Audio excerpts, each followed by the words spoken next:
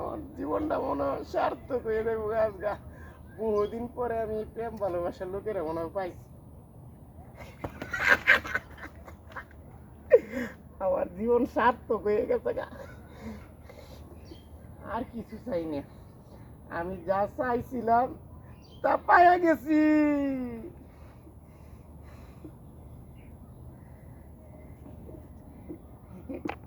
তুমি ভালো আছো? হ্যাঁ, তোমার মুখটা একটু দেখি, তোমার মুখটা একটু দেখি। ও আম্মা গো, আমি আর করতাম না গো, আমি আর চাইতাম না।